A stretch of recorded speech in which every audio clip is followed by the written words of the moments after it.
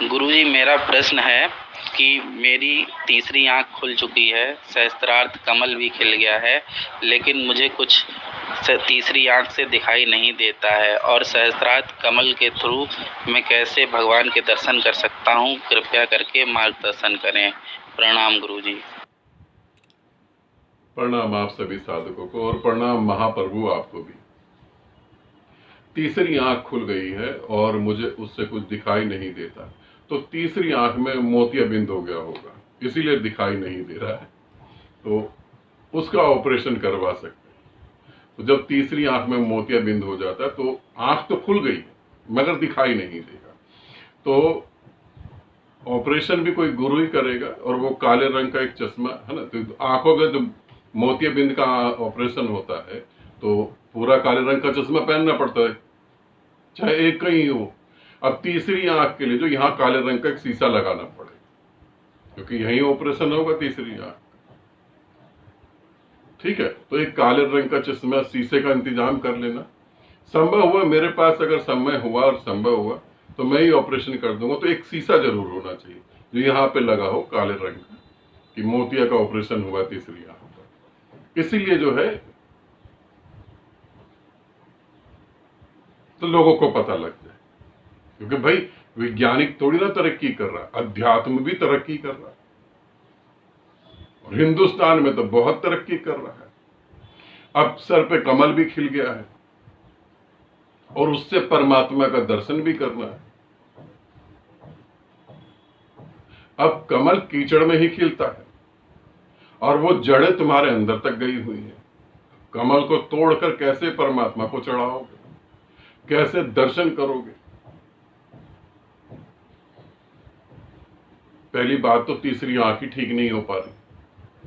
मुझे तो ऐसा लगता है तुम्हारी बात सुन के तुम्हारे दोनों आंख में कोई दिक्कत है, आंख के पीछे कहीं कोई दिक्कत है। तीसरी आंख खुल गई है और मेरा एक प्रश्न है, हिंदुस्तान के अंदर इतना अंधविश्वास है, इतना अंधविश्वास है, जहां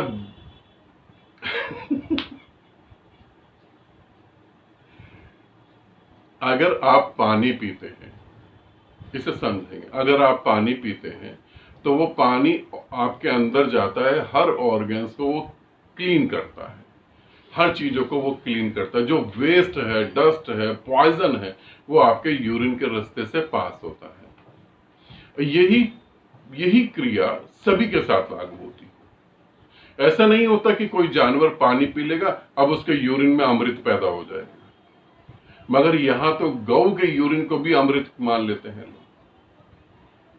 और एक डॉक्टर का मैंने यूट्यूब पे एक शॉर्ट वीडियो देखा था, उसने चम्मच निकाला, उसने बोला कि मैं तो गौ का जो है गोबर भी सुबह 2-3 चम्मच खाता हूं।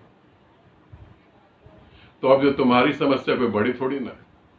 हिंदुस्तान में तो ऐसे चमत्कार होते रहते हैं और ऐसे सदगुरु और परमात्मा तो यहां जगह जगह है। तीसरी आंख पर 101% मोतियाबिंद की प्रॉब्लम है, वो ठीक होगी तभी दिखाई देगा। ठीक, अब थोड़ा सा चीजों को सीरियस लेते हैं। ये तो हो गई मजाक की बात। यदि किसी व्यक्ति की तीसरी आंख खुलती है तो वो सीधा परमात्मा को देखता है। परमात्मा अर्थात ब्रह्मांड, ब्रह्मांड अर्थात अनंत ब्रह्मांड, एक ब्रह्मांड की बात नहीं कर रहा हूं। यदि किसी की तीसरी आंख खुलती है तो वो अनंत ब्रह्मांडों को देखता है। और क्या देखता है? उन ब्रह्मांडों का जन्म, उन ब्रह्मांडों की मृत्यु। और तुमको यहां समझाया जाता तीसरी आंख खुल गई तो तुम किसी के मन की बात जान लोगे। जैसे दिल्ली में ही एक सेंटर बना रखा है कि तीसरी आंख पे ये प्रयोग करो तो ये जान लोगे, मन की बात जान लोगे, भविष्य देख लोगे। ये कोरी बकवास है बिल्कुल। अब देखा ना, अब जितने मेरे साधक वीडियो देख रहे हैं, देखो इसकी भी तीसरी आंख खुल गई और उसका आज भी प्रश्न बाकी है और तीसरी आंख से दिखाई भी नहीं दे रहा। पता नहीं आंख खुली कैसे इसकी तीसरी।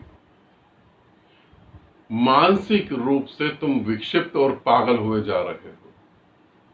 कोई तीसरी विसरी आंख नहीं खुली, मन ने कल्पना कर ली है उसी कल्पना को लेके तुम चल रहे हो।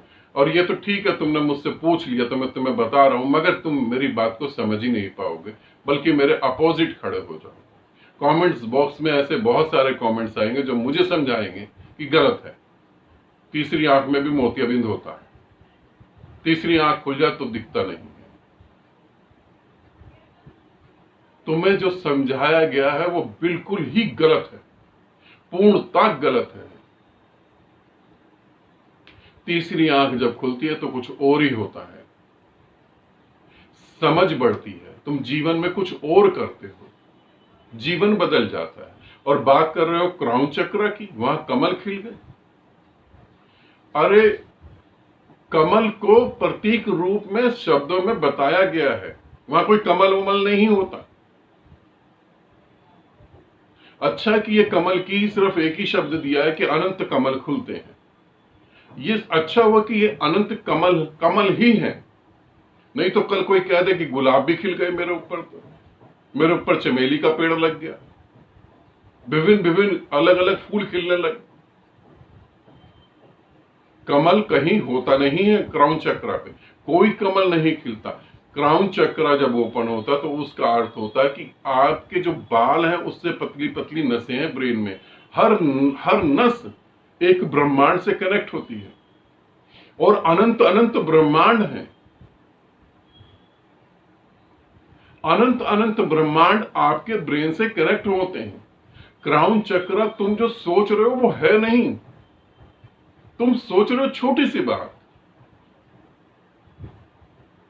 तुम बहुत छोटी सी बात सोच रहे हो।